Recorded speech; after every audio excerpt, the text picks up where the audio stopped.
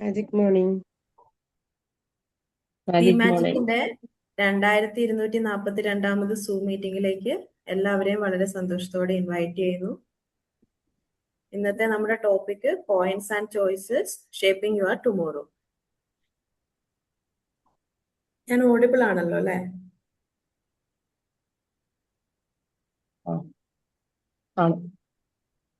അതെ.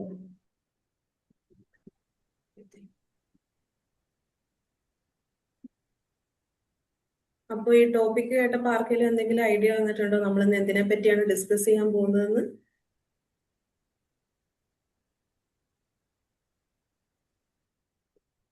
ചിന്തകളെ ക്രമീകരിക്കുക എന്നുള്ളതാണ്. നമ്മൾ ഒരുപാട് ക്ലാസ്സുകൾ ഇതിനെപ്പറ്റി നമുക്ക് കിട്ടിയിട്ടുണ്ട് ബഷീർ സാറിന്റെ അടുത്തുനിന്ന്, ഫിനാൻസ് മാനേജ്മെന്റ്. അപ്പൊ അതിന്റെ ഒരു ചെറിയൊരു ഭാഗമാണ് ഞാനിന്നിവിടെ എടുക്കാൻ പോകുന്നത്. എനിക്ക് തോന്നുന്നു ബഷീർ സാർ എന്നെല്ലാം തോന്നുന്നു, സാറും കൂടെ ഉണ്ടായിരുന്നെങ്കിൽ നന്നായിരുന്നു. അപ്പൊ നിങ്ങളുടെ ഒരു വ്യൂ ഓഫ് പോയിന്റില് മണി എന്ന് ഉദ്ദേശിക്കുന്നത് എന്താണ്? എന്തിനാണ് നമുക്ക് പണം? ഒന്ന് പറയാമോ? നമ്മുടെ സമാധാനത്തിന്, നമ്മുടെ കരുത്തിന്, നമ്മുടെ ആത്മവിശ്വാസത്തിന്, ഇതിനൊക്കെ കാശ് അത്യാവശ്യമാണ്. ഞാൻ എന്നെ തന്നെ അംഗീകരിക്കണമെങ്കിൽ എനിക്കൊരു ചെറിയ സമ്പാദ്യമെങ്കിലും ഉണ്ടായിരിക്കണം. Thank you madam. Anyone else? എന്തിനും ഏതിനും മരിക്കാൻ വരെ പണം വേണം. അതെ, നമുക്ക് എന്തിനും ഏതിനും പണം ആവശ്യമാണ് അല്ലേ? ഊട്ടിയിലെ സൂയിസൈഡ് പോയിന്റിലേക്ക് പോകാൻ 25 രൂപ എടുക്കണം. അതെ, കറക്റ്റ് ആണ്. അപ്പൊ നമുക്ക് പണം എന്ന് പറയുമ്പം അതിനൊരു ഡെഫിനിഷൻ എങ്ങനെ കൊടുക്കാന്ന് വെച്ചിട്ടുണ്ടെങ്കിൽ മീഡിയം ഓഫ് എക്സ്ചേഞ്ച് എന്ന് പറയാം. അതിനെ നമുക്ക് മീഡിയം ഓഫ് എക്സ്ചേഞ്ച് എന്ന് പറയാം. നമ്മളൊരു ആൾക്കൊരു സേവനം ചെയ്ത് കൊടുക്കുക, അല്ലെങ്കിൽ നമ്മളൊരു ജോലി ചെയ്ത് കൊടുക്കുന്നതിന് നമുക്ക് തിരിച്ചു കിട്ടുന്ന മൂല്യം, അതിനെ നമുക്ക് പണം എന്ന് വിളിക്കാം. നമ്മൾ ചെയ്ത ജോലിക്ക് നമുക്ക് കിട്ടുന്ന ഒരു മൂല്യം. അതുപോലെ തന്നെ നമ്മുടെ സമയവും കൂടിയാണത്. നമ്മളൊരു കാര്യത്തിന് വേണ്ടിയിട്ട് ചെലവാക്കുന്ന സമയവും കൂടിയാണ് നമുക്ക് പണമായി തിരിച്ചു വരുന്നത്. നമ്മുടെ പണമാണോ നമ്മുടെ ലൈഫിൽ എല്ലാം എന്ന് നമുക്ക് പറയാൻ പറ്റുമോ? പണമാണ് എല്ലാം? കിട്ടില്ല. പണമാണ് എല്ലാം എന്ന് പറയാൻ പറ്റില്ല, പക്ഷെ പണം ഇല്ലെങ്കിൽ നമുക്ക് ബുദ്ധിമുട്ടും ഉണ്ടാവും അല്ലെ? ബഷീർ സാറ് കഴിഞ്ഞ ക്ലാസ്സിൽ പറഞ്ഞത് ഞാൻ ഓർക്കുന്നുണ്ട്. നമുക്കൊരു വണ്ടി ഉണ്ടെങ്കിൽ, ഒരു കാർ ഉണ്ടെങ്കിൽ, അതിനകത്ത് അത് മൂവ് ചെയ്യണമെങ്കിൽ അതിനൊരു ഇന്ധനം വേണം. പക്ഷെ അത് എപ്പോഴും ഫുൾ ടാങ്ക് ആവണമെന്നുമില്ല. സാറ് പറഞ്ഞ ഡെഫിനേഷൻ ഞാൻ ഓർക്കുന്നുണ്ട്. അപ്പൊ നമുക്ക് പണം വേണം, നമ്മുടെ ആവശ്യങ്ങൾ നിറവേറ്റാൻ നമുക്ക് പണം വേണം. എന്നാൽ പണമാണോ എല്ലാം എന്ന് ചോദിച്ചിട്ടുണ്ടെങ്കിൽ അത് അങ്ങനെ ആയിരിക്കില്ല. പക്ഷെ നമ്മുടെ ആവശ്യങ്ങൾ, നമ്മുടെ ഒരു സ്വാതന്ത്ര്യത്തിന് നമുക്ക് പണം വേണം. നമ്മുടെ കയ്യിൽ ആവശ്യത്തിന് പണം ഇല്ലെങ്കിൽ കുറച്ച് കാര്യങ്ങൾ പക്ഷെ നമുക്ക് നഷ്ടപ്പെടും. നമുക്ക് തെരഞ്ഞെടുക്കാനുള്ള സ്വാതന്ത്ര്യം നഷ്ടപ്പെടും എന്ന് പറയാം. അതായത് ഇപ്പൊ നമ്മൾ ഇഷ്ടമില്ലാത്ത ഒരു ജോലിയാണ് ചെയ്യുന്നതെങ്കിൽ നമുക്ക് ഈ ജോലി സ്റ്റോപ്പ് ചെയ്യാൻ പറ്റണമെന്നില്ല. കാരണം നമ്മുടെ കയ്യിൽ അതിന് ആവശ്യത്തിനുള്ള പണമില്ല. ഈ ജോലിയിൽ നിന്ന് മറ്റൊരു ജോലിയിലേക്ക് നമുക്ക് മാറണമെങ്കിൽ അപ്പോഴും നമ്മളെ അവിടെ സ്റ്റക്ക് ആക്കും, നമ്മുടെ കയ്യിൽ മതിയായ പണം ഇല്ലെങ്കിൽ. വേറൊരു ജോലി കിട്ടുന്നത് വരെ വെയിറ്റ് ചെയ്യാൻ പറ്റില്ല, കാരണം എത്ര സമയം എടുക്കുമെന്ന് അറിയില്ല. ആ ഒരു സമയം സർവൈവ് ചെയ്യാനുള്ള പണം നമ്മുടെ കയ്യിൽ ഉണ്ടാവില്ല. അതുപോലെ തന്നെയാണ് നമുക്കിപ്പം ഇഷ്ടമില്ലാത്തൊരു ജീവിതമാണ് ജീവിച്ചുകൊണ്ടിരിക്കുന്നത്. ഒരു സ്ഥലത്ത്, ഈ ഒരു ലൊക്കേഷൻ, ഇപ്പൊ ഞാൻ താമസിക്കുന്ന ലൊക്കേഷനിൽ നിന്ന് എനിക്ക് വേറൊരു ലൊക്കേഷനിലേക്ക് ഒരു വീടോ ഒരു ഫ്ലാറ്റോ എടുക്കണമെങ്കിൽ എന്റെ കയ്യിൽ മതിയായ പണം ഇല്ലെങ്കിൽ എനിക്കത് ചെയ്യാൻ പറ്റില്ല. നമ്മുടെ കയ്യിൽ ആവശ്യത്തിനുള്ള ക്യാഷ് ഉണ്ടാവണം, എന്നാൽ മാത്രമേ നമുക്കത് ചെയ്യാൻ പറ്റുള്ളൂ.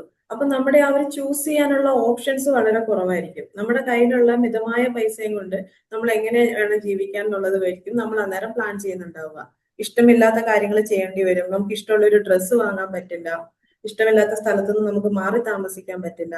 പലപ്പോഴും നമ്മൾ വിചാരിക്കും പട്ടിണിയാണ് പണമില്ലാത്തതിന്റെ അങ്ങേയറ്റമായിട്ടുള്ള ഒരു അവസ്ഥ. പട്ടിണിയുമാണ്.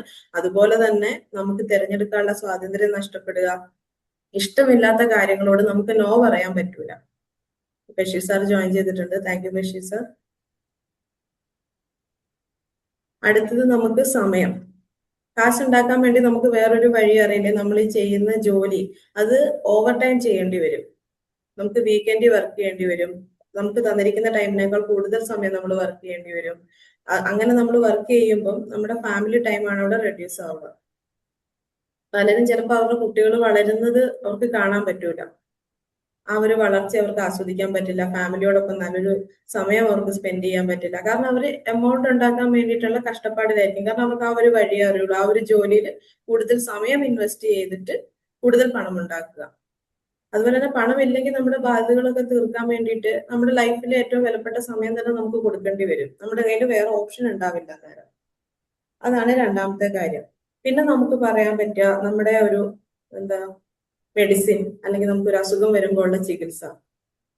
കയ്യിൽ നല്ല രീതിയിൽ ഫിനാൻസ് മാനേജ് ചെയ്യുന്ന ഒരാൾക്ക് ഒരു അസുഖം വന്നു കഴിഞ്ഞിട്ടുണ്ടെങ്കിൽ ഏതാണ് നല്ല ട്രീറ്റ്മെന്റ് എന്നായിരിക്കും അവർ ചിന്തിക്കുന്നുണ്ടാവുക.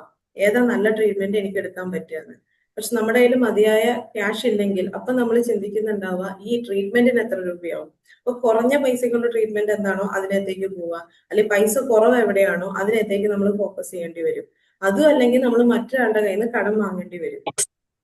നമുക്ക് ക്യാഷ് ആരോഗ്യം വാങ്ങി തരുമൊന്നുമില്ല. നമുക്ക് നമ്മുടെ ഹെൽത്ത് വാങ്ങിത്തരാൻ ക്യാഷിന് പറ്റില്ല. പക്ഷെ നല്ലൊരു ഹെൽത്ത് ബിൽഡ് ചെയ്യാനുള്ള, അല്ലെങ്കിൽ നമുക്ക് നല്ലൊരു ട്രീറ്റ്മെന്റ് കൊടുക്കാൻ വേണ്ടിയിട്ടുള്ള ഹെൽപ്പ് നമുക്ക് പണത്തിലൂടെ ആയിരിക്കും കിട്ടുന്നുണ്ടാവുക.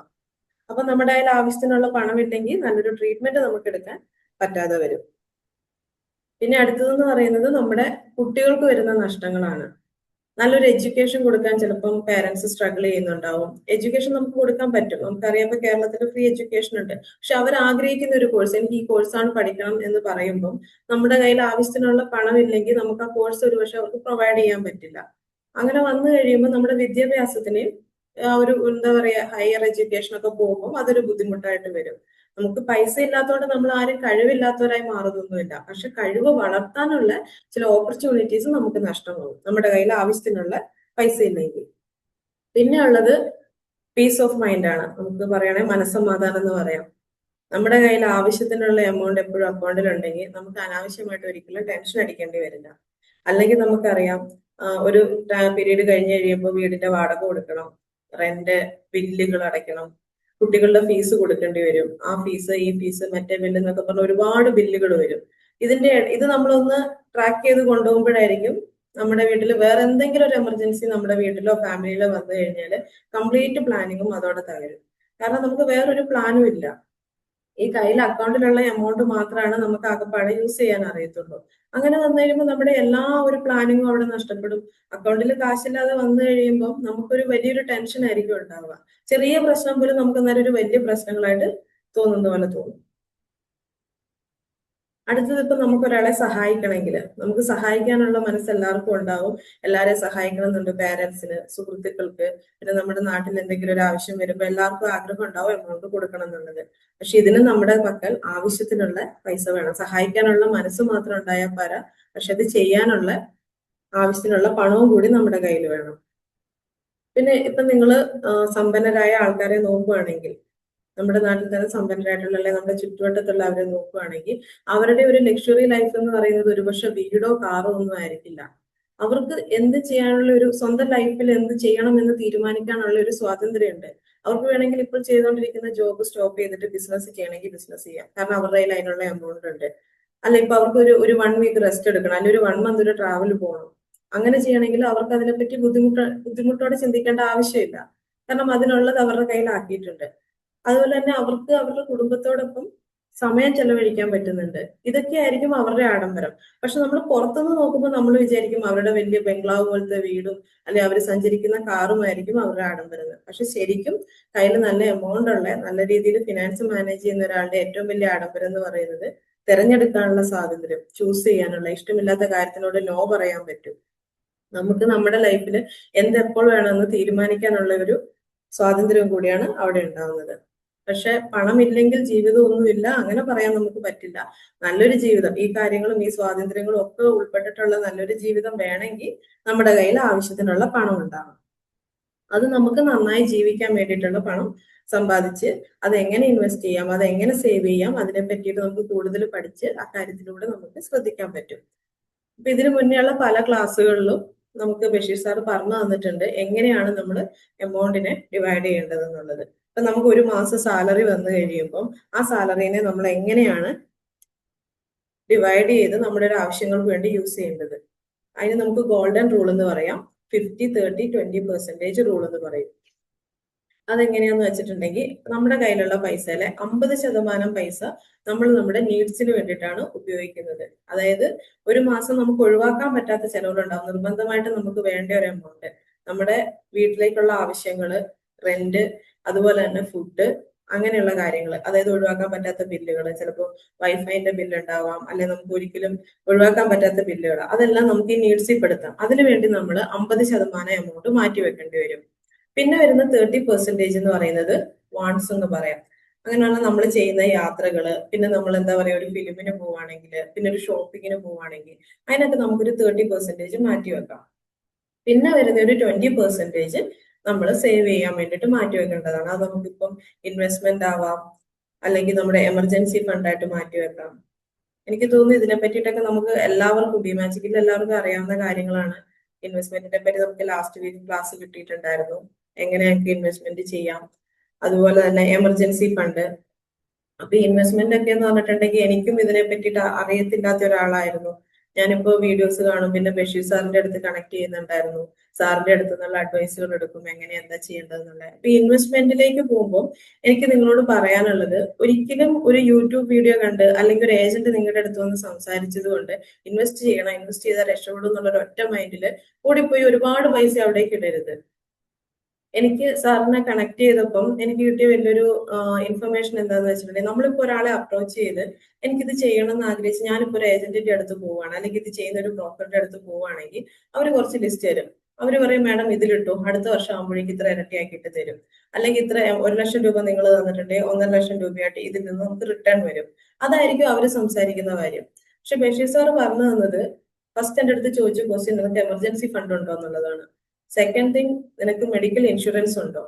ഇത് രണ്ടും ഉണ്ടെങ്കിൽ എന്നാൽ നമുക്ക് സേവിങ്സിലേക്ക് പോവാം. പക്ഷെ ഇതൊന്നും ഒരു യൂട്യൂബിലും ആരും പറയുന്നത് ഞാൻ കേട്ടില്ല. ഞാനൊരു ഇത് ചെയ്യാം, ഒന്ന് ട്രൈ ചെയ്ത് നോക്കാം, കാരണം എനിക്ക് പഠിക്കണം, അങ്ങനെയുള്ളൊരു മൈൻഡ് സെറ്റിലാണ് ഞാനിത് തുടങ്ങിയിട്ടുണ്ടായിരുന്നത്. അപ്പോഴാണ് ഞാൻ ആ ഒരു കാര്യം ശ്രദ്ധിക്കുന്നത്, ഈ എമർജൻസി ഫണ്ട്. അന്നൊന്നും എമർജൻസി ഫണ്ട് എന്താന്ന് അത്രയ്ക്ക് അങ്ങോട്ട് ഓടിയിട്ടുണ്ടായിരുന്നില്ല. കുറച്ച് എമൗണ്ട് എടുത്ത് മാറ്റി വെക്കും, അത്ര തന്നെ. ഇപ്പൊ ഈ എമർജൻസി ഫണ്ട് എന്ന് പറയുമ്പോൾ, ഇപ്പൊ നമുക്ക് ജോലി ഇല്ലാതെ അടുത്ത ഒരു 6 മാസം പിടിച്ചു നിൽക്കാൻ വേണ്ടുന്ന ഒരു തുകയാണ് ഈ എമർജൻസി ഫണ്ട്. അത് നമുക്ക് നിർബന്ധമായിട്ടും ഉണ്ടാവേണ്ട കാര്യമാണ്. നമ്മൾ ബിഫോർ ഗോയിങ് ടു സേവിങ്സ്, അല്ലെ നമ്മളൊരു ഇൻവെസ്റ്റ്മെന്റിലേക്ക് പോകുന്നതിന് മുന്നേ എല്ലാവരുടെ കയ്യിലും നിർബന്ധമായിട്ടും എമർജൻസി ഫണ്ട് ഉണ്ടായിരിക്കണം. അടുത്തതായിട്ട് നമുക്ക് നല്ലൊരു മെഡിക്കൽ ഇൻഷുറൻസ് ഉണ്ടാവണം. അതെന്തിനാന്ന് വെച്ചാല്, ഇപ്പൊ എല്ലാവർക്കും തന്നെ എനിക്ക് തോന്നുന്നു മേ ബി ഒരു മോസ്റ്റ് ഓഫ് ദി ആൾക്കാർക്കും ഇൻഷുറൻസ് ഉണ്ടാവും. എന്നാലും ഇന്ന് കുറെ ആൾക്കാരെ ഇൻഷുറൻസ് ഇല്ലാത്തവരുണ്ട്. അവർ ഹെൽത്ത് ഇൻഷുറൻസ് ഇല്ലാതെ വരുമ്പോൾ നമ്മൾ ഒരുപാട് പ്ലാൻ ചെയ്യുന്നുണ്ടാവും നമ്മുടെ ലൈഫിൽ, എമൗണ്ട് ഇങ്ങനെ മാനേജ് ചെയ്യണം, ഫിനാൻസ് എല്ലാം നല്ല പെർഫെക്റ്റ് ആയിട്ട് മാനേജ് ചെയ്ത് പോകുന്ന സമയത്തായിരിക്കും നമ്മുടെ വീട്ടില് അല്ലെ കുടുംബത്തിൽ ഒരാൾക്ക് ഒരു ഹെൽത്ത് ഇഷ്യൂസ് വരിക. അപ്പൊ നമ്മൾ ഈ ആക്കി വെച്ചിരിക്കുന്ന എമർജൻസി ഫണ്ടും അതല്ലാതെയുള്ള സേവിങ്സോ ഫിക്സഡ് ഡിപ്പോസിറ്റും എല്ലാം തന്നെ നമ്മൾ ബ്രേക്ക് ചെയ്തിട്ട് ഇതിനു വേണ്ടി എടുക്കേണ്ടി വരും. അപ്പൊ ആ ഒരു ഇൻസിഡന്റ് മാത്രം ഉണ്ടായാൽ മതി നമ്മുടെ കംപ്ലീറ്റ് പ്ലാനും കൊളാപ്സ് ആകാൻ വേണ്ടിയിട്ട്. അതുകൊണ്ടാണ് എല്ലാവരോടും ഹെൽത്ത് ഇൻഷുറൻസും എടുക്കണം എന്ന് പറയുന്നത്. അപ്പൊ ഹെൽത്ത് ഇൻഷുറൻസ് എടുക്കുമ്പോൾ നമുക്ക് എന്തെങ്കിലും ഒരു വയ്യായിക വന്ന, അല്ലെങ്കിൽ ഒരു ഹോസ്പിറ്റൽ കേസ് വന്നിട്ടുണ്ടെങ്കിൽ നമ്മുടെ കയ്യിൽ പോക്കറ്റിൽ നിന്ന് പൈസ എടുക്കേണ്ട, അത് ഹെൽത്ത് ഇൻഷുറൻസ് വഴി നമുക്ക് അതിൽ നിന്ന് സേവ് ചെയ്യാം. ഒരു പക്ഷെ 100% ചെയ്യാൻ പറ്റിയില്ലെങ്കിലും പല സ്ഥലത്ത് 60-80% ഒക്കെ നമുക്ക് അതിൽ കവറേജ് കിട്ടും. അങ്ങനെ വന്നു കഴിയുമ്പോൾ നമുക്ക് ആ എമൗണ്ടിന്റെ ആ ഒരു ഇഷ്യൂസ് നമുക്ക് സോൾവ് ചെയ്യാം. അതിനാണ് ഹെൽത്ത് ഇൻഷുറൻസും എമർജൻസി ഫണ്ടും ഇമ്പോർട്ടന്റ് ആണെന്നുള്ളത് എനിക്ക് മനസ്സിലായത്. പിന്നെ അടുത്തതെന്ന് പറയുന്നതാണ് ഇൻവെസ്റ്റ്മെന്റിലേക്ക് പോവാം. ഇൻവെസ്റ്റ്മെന്റിലേക്ക് പോകുമ്പോൾ ഞാൻ ആദ്യം പറഞ്ഞ പോലെ തന്നെ നമ്മൾ ബ്ലൈൻഡ്ലി ഒരു വീഡിയോ കണ്ടു എന്ന് പറഞ്ഞ ഒരു ഇതിലേക്ക് നമ്മൾ ഇൻവെസ്റ്റ് ചെയ്യാൻ പാടില്ല. നമ്മൾ അതിനെപ്പറ്റി പഠിക്കണം. എനിക്ക് ബഷീർ സാറിന്റെ അടുത്ത് നിന്ന് കിട്ടിയ ഒരു അറിവാണ്, നമ്മൾ പഠിക്കുക. സാർ എനിക്കൊരു ലിസ്റ്റ് തന്നു, ഇങ്ങനെയൊക്കെയാണ് കാര്യങ്ങൾ എന്ന് പറഞ്ഞു. ബാക്കി എന്നോട് പഠിക്കാനാ പറഞ്ഞത്. സാർ എനിക്ക് എന്റെ ബേസിക്സും അതിന്റെ ഓരോ കാര്യങ്ങളും പറഞ്ഞു. ഇതിലേക്ക് നീ ഇൻവെസ്റ്റ് ചെയ്തോ എന്ന് പറഞ്ഞു തന്നിട്ടില്ല, ഇതാണ് നല്ലത്, ഇത് നീ ചെയ്തോ, അങ്ങനെ ഒരിക്കലും പറഞ്ഞു തന്നിട്ടില്ല. നമ്മൾ അതിൽ നിന്ന് നമ്മൾ സ്വന്തം പഠിക്കാന്ന് വെച്ചാൽ നമുക്കിപ്പോ ഒരുപാട് വീഡിയോസ് അവൈലബിൾ ആണ്. ഏതിനെ പറ്റി പഠിക്കേണ്ടതെന്ന് ജസ്റ്റ് കൊടുത്ത് നമുക്ക് അതിനെപ്പറ്റി അറിയാം. പിന്നെ നമ്മൾ പണത്തിനെ പറ്റി പഠിക്കാൻ വേണ്ടി നമുക്ക് ഒരുപാട് ബുക്കുകൾ ഇന്ന് അവൈലബിൾ ആണ്. എല്ലാവർക്കും അറിയാൻ തോന്നുന്നു, റിച്ച് ഡാഡ് പുവർ ഡാഡ്, അതുപോലെ തന്നെ സൈക്കോളജി ഓഫ് മണി. ഇതൊക്കെ ഇവിടെയുള്ള എല്ലാവരും വായിച്ചിട്ടുണ്ടോ, അതോ വായിക്കാത്ത ആരെങ്കിലും ഇനിയുണ്ടോ? എല്ലാവരും വായിച്ച ബുക്കുകളാണോ ഇത്? ഇതാണ് rich dad poor dad, Robert T കിയോസാക്കിയാണ് ഈ ബുക്ക് എഴുതിയത്. പിന്നെ ഇത് സൈക്കോളജി ഓഫ് മണി. നമുക്ക് ഇങ്ങനെ കുറച്ച് ബുക്കുകളും കൂടി അവൈലബിൾ ആണ്. ഇപ്പൊ യൂട്യൂബ് വീഡിയോസ് മാത്രമല്ല, ഇങ്ങനെയുള്ള ബുക്കുകളും കൂടി വായിക്കുമ്പോൾ നമ്മുടെ ആ ഒരു പണത്തിനെ പറ്റിയിട്ടുള്ള നോളജ് നമുക്ക് ഇംപ്രൂവ് ചെയ്തെടുക്കാൻ പറ്റും. അപ്പൊ അങ്ങനെ നമ്മൾ സ്വന്തം പഠിച്ചിട്ട് വേണം ഒരു ഇൻവെസ്റ്റ്മെന്റിലേക്ക് പോകാൻ വേണ്ടിയിട്ട്. കാരണം ഒരുപാട് വീഡിയോസ്, ഒരുപാട് ബ്രോക്കേഴ്സ് നമ്മളെ അപ്രോച്ച് ചെയ്യും. അവരെ ബ്ലൈൻഡ് ആയിട്ട് വിശ്വസിക്കരുത്. നിങ്ങൾക്ക് തന്നെ ഒരു ധാരണ ഉണ്ടാവണം ഏതിലേക്ക് പോകണം, ഇതെങ്ങനെയായിരിക്കും. അതുപോലെ തന്നെ പിന്നൊരു കാര്യം എനിക്ക് മനസ്സിലായത്, നമ്മൾ തുടക്കത്തിൽ തന്നെ വലിയൊരു ഹ്യൂജ് എമൗണ്ട് ആയിരിക്കരുത് ഇതിനു വേണ്ടി കൊണ്ടുപോയിട്ട് ഇൻവെസ്റ്റ് ചെയ്യുന്നുണ്ടാവുക. ആദ്യം നമ്മൾ പഠിക്കുക. ഇപ്പൊ ഞാനൊരു എക്സാമ്പിൾ പറയുകയാണെങ്കിൽ, നമുക്കൊരു 500 രൂപ വരുമാനമുള്ള ഒരാളാണ്. അപ്പൊ അവർക്കൊരു 10 രൂപ മാറ്റി വെക്കാം നമ്മൾ പഠിക്കാൻ വേണ്ടിയിട്ട്. ഇത് എന്താണെന്ന് നമുക്ക് അറിയണമല്ലോ, എല്ലാവരും പറയുന്നുണ്ട്, പക്ഷെ നമ്മൾ ചെയ്ത് നമുക്ക് പഠിക്കണം. ഇതെന്താ, എങ്ങനെ ഇൻവെസ്റ്റ് ചെയ്ത് എന്താവും, എന്താ സംഭവിക്കുക. ഒരു എക്സാമ്പിൾ ആണ്, 500 രൂപയുള്ള ഒരാൾ ഒരു 10 രൂപ മാറ്റി വെക്കുക. അപ്പൊ ആ ആള് ആദ്യം വിചാരിക്കേണ്ട, ഈ 10 രൂപ പോയാലും എന്നെ അത് ബാധിക്കരുത്. 500 രൂപ കിട്ടുന്നയാള് 400 രൂപ കൊണ്ട് ഇൻവെസ്റ്റ് ചെയ്തിട്ടുണ്ടെങ്കിൽ നെക്സ്റ്റ് ഡേ അത് മാർക്കറ്റ് ഡൗൺ ആവോ എന്തെങ്കിലും ഒന്ന് സംഭവിച്ചു പോയാൽ അവർക്ക് അത് ബുദ്ധിമുട്ടായിരിക്കും. കാരണം അവരുടെ ഫിനാൻഷ്യൽ സ്റ്റേജ് താഴേക്ക് പോകും. പക്ഷെ അതിന് പകരം നമ്മൾ 10 രൂപ, അതായത് നമുക്ക് ലാഭം ഉണ്ടായാലും നഷ്ടമുണ്ടായാലും നമ്മളെ വലിയ ബാധിക്കാത്ത ഒരു കുഞ്ഞു തുക കൊണ്ടിട്ട് നമ്മൾ ഇൻവെസ്റ്റ് ചെയ്യുക. എന്നിട്ട് അതിനെപ്പറ്റി പഠിക്കുക, എന്താണ് സംഭവിക്കുന്നത് എന്നുള്ളത്. അതിന് നമ്മൾ കുറച്ചു കാലം ചെയ്ത് കഴിയുമ്പോൾ നമുക്ക് തന്നെ ഒരു കോൺഫിഡൻസ് വരും, ഏതൊക്കെയാണ് നല്ല മ്യൂച്വൽ ഫണ്ട്, ഏതൊക്കെയാണ് നല്ല SIP. അത് അറിഞ്ഞതിന് ശേഷം മാത്രം നമ്മൾ ഇൻവെസ്റ്റ്മെന്റിലേക്ക് പോകാം. പക്ഷെ തുടക്കത്തിൽ പഠിക്കാൻ വേണ്ടിയിട്ട് നമുക്ക് ഒരു പേടി വേണ്ട, ഇത് എന്താവും എന്നുള്ളൊരു പേടിയോടെ നിൽക്കാതെ ആ പേടി മാറ്റാൻ വേണ്ടി ചെറിയൊരു തുകയോടെ നമുക്ക് തുടങ്ങാം. അതിനുശേഷം നമുക്ക് ഓരോ വീഡിയോസോ അല്ലെങ്കിൽ ഇതിനെപ്പറ്റി കൂടുതൽ പഠിച്ചിട്ടോ അതിന്റെ ബാക്കി കാര്യങ്ങളിലേക്ക് നമുക്ക് പോകാവുന്നതാണ്. പിന്നെ ഈ ക്യാഷിന്റെ കാര്യം പറയുമ്പോൾ അതിൽ ഒരുപാട് ഗുഡ് ഹാബിറ്റും ഉണ്ട്, ബാഡ് ഹാബിറ്റും ഉണ്ട് ആൾക്കാർക്ക്. അതിൽ ഗുഡ് ഹാബിറ്റിലുള്ളതാണ് നമ്മൾ ബഡ്ജറ്റ് പ്രിപ്പയർ ചെയ്യുന്നത്. ഒരു മാസത്തെ ചെലവ് എങ്ങനെ നടക്കണം, എന്റെ കയ്യിൽ ഇപ്പോൾ ഉള്ള വരുമാനം എത്രയാണ്, ആ വരുമാനത്തിനനുസരിച്ച് എങ്ങനെ ജീവിക്കണം എന്നൊക്കെയുള്ളൊരു ബഡ്ജറ്റ് നമ്മൾ പ്ലാൻ ചെയ്യും.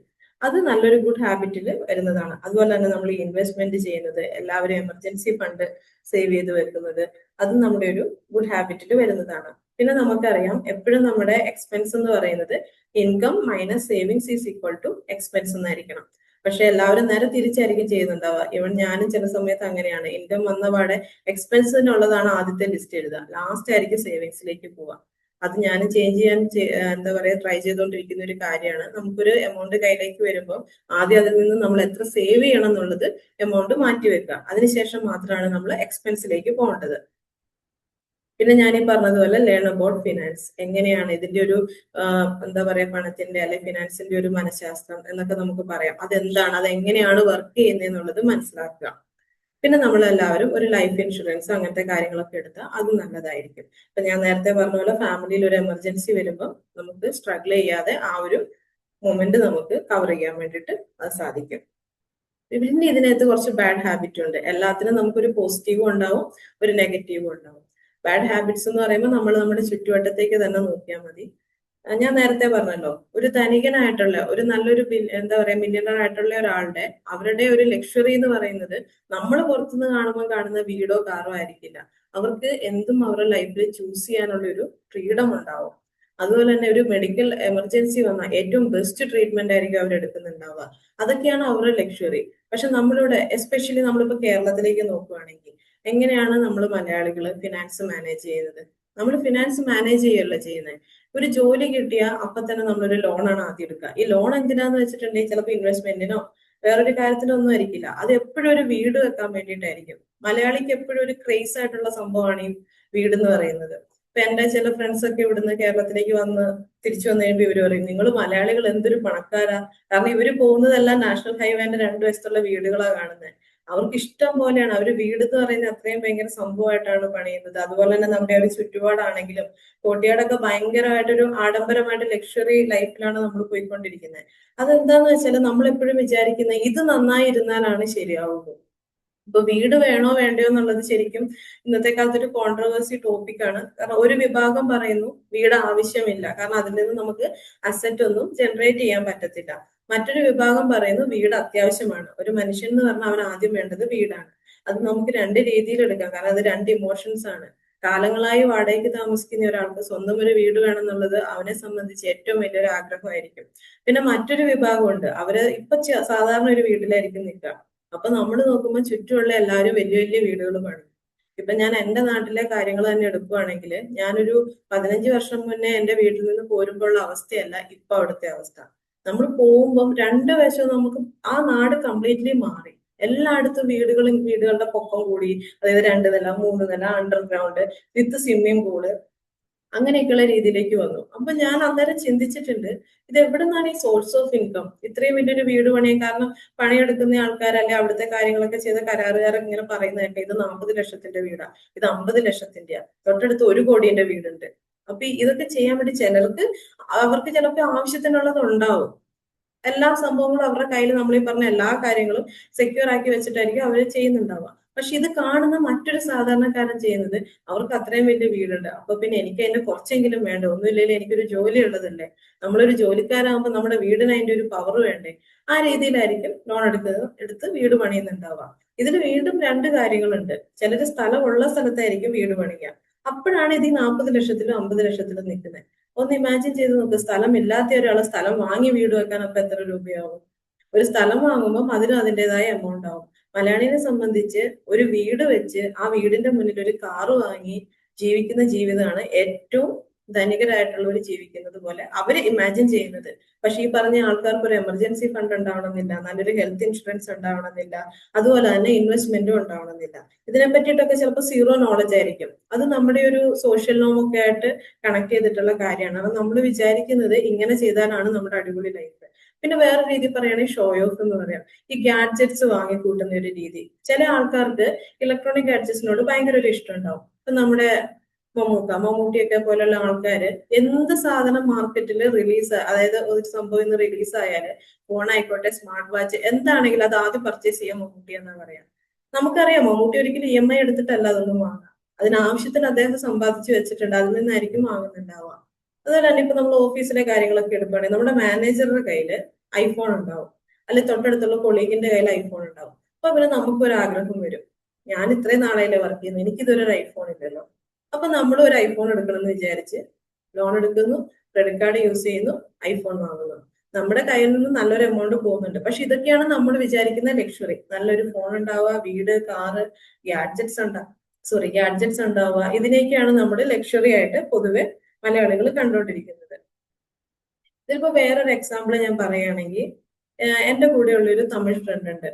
ആള് വീട്ടില് 3 പെൺകുട്ടികളാണ്. അച്ഛൻ ബിൽഡിംഗ് കൺസ്ട്രക്ഷൻ ഒക്കെ ആയിട്ടുള്ള ഇതായിട്ട് വർക്ക് ചെയ്തുകൊണ്ടിരിക്കുകയാണ്. അപ്പൊ അവരുടെ ആ ഒരു ലൈഫ് സ്റ്റൈലും കാര്യങ്ങളൊക്കെ ഇടയ്ക്ക് എന്നോട് ഡിസ്കസ് ചെയ്യുമ്പോൾ എനിക്ക് ഭയങ്കരമായിട്ടൊരു എന്താ പറയുക, നമുക്കൊരു ഇംപ്രഷനും ഒരു പ്രൗഡ് ഫീലിംഗ് ഒക്കെ വരും. ഞാൻ എപ്പോഴും അപ്പൊ നമ്മളെ കേരളത്തിലുള്ള ഒരു മലയാളീസിന്റെ ഒരു ക്യാരക്ടറായിട്ട് കമ്പയർ ചെയ്യാറുണ്ട്. അവരുടെ വീട്ടിൽ എങ്ങനെയാന്ന് വെച്ചാൽ, അവരുടെ അച്ഛൻ അവർ വളർന്നു വരുമ്പോൾ കൊടുത്ത ആദ്യത്തെ ഉപദേശം ഒരിക്കലും ലോൺ എടുത്ത് ജീവിക്കരുത്. അതിനവർക്ക് സിമ്പിളായിട്ട് പറഞ്ഞു കൊടുത്തത് കടം വാങ്ങി തിന്ന് ജീവിക്കരുത്. അതുകൊണ്ട് തന്നെ ആ 3 കുട്ടികളും വളർന്നു വന്നപ്പം ഇവർക്ക് ആരുടെയും കയ്യിൽ സത്യം പറഞ്ഞാൽ ക്രെഡിറ്റ് കാർഡ് ഇല്ല. ക്രെഡിറ്റ് കാർഡ് മോശമെന്നല്ല ഞാൻ പറയുന്നത്, അവരുടെ ഒരു ലൈഫ് സ്റ്റൈല് ഞാൻ പറഞ്ഞതാണ്. 3 പെൺകുട്ടികളുള്ള ആ അച്ഛൻ ഇന്ന് 3 വീടുണ്ട് തമിഴ്നാട്ടില്. പക്ഷെ അവരുടെ വീടൊന്നും നമ്മുടെ മലയാളികളെ പോലെ വലിയൊരു വീടൊന്നും ആയിരിക്കില്ല. ഈ കുട്ടി അവളുടെ വീട്ടിലേക്ക് പോകുമ്പോൾ അവള് പറയാറുണ്ട്, ഞങ്ങൾക്ക് എല്ലാവർക്കും കൂടി കിടക്കാൻ സ്ഥലമില്ലാത്തതുകൊണ്ട് ഈ 3ാമത്തെ കുട്ടി ഒരുപക്ഷെ സോഫയിലായിരിക്കും ഉറങ്ങുന്നുണ്ടാവുക. അപ്പൊ ഒരു ബിൽഡിംഗ് കൺസ്ട്രക്ഷൻ നടത്തുന്ന ഒരു അച്ഛൻ വേറെ 3 വീടുകൾ ഇദ്ദേഹം വെച്ചപ്പോഴും ഈ സ്വന്തം വീട് ഇങ്ങനെ തന്നെയാണ് നിർത്തിയേക്കുന്നത്. ഒരു 6 മന്ത്സ് മുന്നെയാണ് അവര് വീടിന്റെ മേലേക്ക് വേറൊരെണ്ണം കൂടി പണിത് ആക്കിയത്. അപ്പൊ ഞാൻ ഓർത്ത് നോക്കിയ 3 കുട്ടികളുണ്ടല്ലോ അവർക്ക് താമസിക്കാനാണ്. അപ്പോഴും അച്ഛൻ പറഞ്ഞു, അത് നമുക്ക് താമസിക്കാനല്ല, നമുക്ക് വാടകയ്ക്ക് കൊടുക്കാനാണ്. 3 വീട് അവർ ഓൾറെഡി വാടകയ്ക്ക് കൊടുത്തിട്ടുണ്ട്. ഇപ്പൊ അവരുടെ വീടിന്റെ മേലെ വേറൊരു ചെറിയൊരു ഇതും കൂടി പണിതിട്ട് ആ 2nd ഫ്ലോർ അവര് വാടകയ്ക്ക് കൊടുക്കാൻ വേണ്ടി പോവുകയാണ്. അതുപോലെ തന്നെ അച്ഛന്റെ ഒരു ഉപദേശമാണ്, ലോൺ എടുക്കരുത്, ക്രെഡിറ്റ് കാർഡ് അങ്ങനത്തെ കാര്യങ്ങൾ. നിങ്ങൾക്ക് എന്തെങ്കിലും ആഗ്രഹമുണ്ടോ, നിങ്ങൾ അതിനു വേണ്ടി പൈസ മാറ്റി വെക്കുക. കുറച്ച് വെയിറ്റ് ചെയ്യേണ്ടി വരും, പക്ഷെ നിങ്ങൾ എന്നിട്ട് മാത്രം അതിനെ പറ്റിയിട്ട് ചിന്തിക്കുക, വാങ്ങുക. അല്ലാതെ ഇപ്പോഴത്തെ ഒരു ആഗ്രഹത്തിന് വേണ്ടി ലോൺ എടുത്തൊരിക്കലും ഒരു ആഗ്രഹവും സാധ്യമാക്കാതിരിക്കുക. അപ്പൊ അതിന്റെ വേറൊരു എനിക്ക് ഇഷ്ടപ്പെട്ട ഒരു ഇൻസിഡന്റ് എന്താണെന്ന് വെച്ചാൽ, ഒരു ദിവസം ഇയാൾ വന്നിട്ട് എന്റെ അടുത്ത് പറഞ്ഞു, ഞങ്ങളുടെ വീട്ടിൽ കാറ് വാങ്ങാൻ പോകുന്നതിനെ പറ്റി ഒരു ഡിസ്കഷൻ നടന്നു. അപ്പൊ ഞാൻ പറഞ്ഞു, നല്ലതല്ലേ, കാരണം നമ്മൾ നോക്കുമ്പോൾ അച്ഛന് ജോലിയുണ്ട്, 3 പെൺകുട്ടികൾക്കും ജോലിയുണ്ട്. ഒരാൾ IT വർക്ക് ചെയ്യുന്നു, 2 പേര് ബാങ്കിങ് സെക്ടറിൽ വർക്ക് ചെയ്യുന്നു. അപ്പൊ 4 പേരുടെ ഇൻകം വരുന്ന ഒരു വീട്ടിൽ കാർ വാങ്ങാൻ പ്രത്യേകിച്ച് ആലോചിക്കേണ്ട ആവശ്യമില്ലല്ലോ. പക്ഷെ അവരുടെ വീട്ടിലെ രീതി എങ്ങനെയാന്ന് വെച്ചാൽ, ആ വീട്ടിൽ എത്ര അംഗങ്ങളുണ്ടോ എല്ലാവരുടെയും അഭിപ്രായം ഒന്നാണെങ്കിൽ മാത്രമേ അവരൊരു സാധനം വാങ്ങൂ. അതിൽ ഒരാള് നോ പറഞ്ഞാൽ പോലും ആ സാധനം അവര് വാങ്ങില്ല. അപ്പൊ അതിൽ ഈ നോ പറഞ്ഞത് ഇവരുടെ ഏറ്റവും ഇളയ കുട്ടിയായ എൻ്റെ കൂടെ വർക്ക് ചെയ്യുന്ന കൊളീഗാണ്. അപ്പൊ ഞാൻ ചോദിച്ചു, നീ എന്തിനാ നോ പറഞ്ഞത്, നിങ്ങൾക്ക് ആവശ്യത്തിന് പൈസ ഇല്ലേ കയ്യിൽ, അച്ഛൻ്റെ കയ്യിൽ ആവശ്യത്തിന് സേവിങ്സ് ഉണ്ട്, പിന്നെ എന്തുകൊണ്ടാണ് നിങ്ങൾ കാർ വാങ്ങുന്നത്? ശരിക്കും അവള് പറഞ്ഞ ആ ഒരു മറുപടി എന്നെയും കൂടി ശരിക്കും ഒരു ഐ ഓപ്പണിംഗ് ആയിരുന്നു കേട്ടോ. അവള് പറഞ്ഞ റീസൺ, എന്റെ വീട്ടിൽ അച്ഛന് ബൈക്ക് ഉണ്ട്, അക്കമാർക്ക് പോകാൻ വേണ്ടിയിട്ട് സ്കൂട്ടി ഉണ്ട്.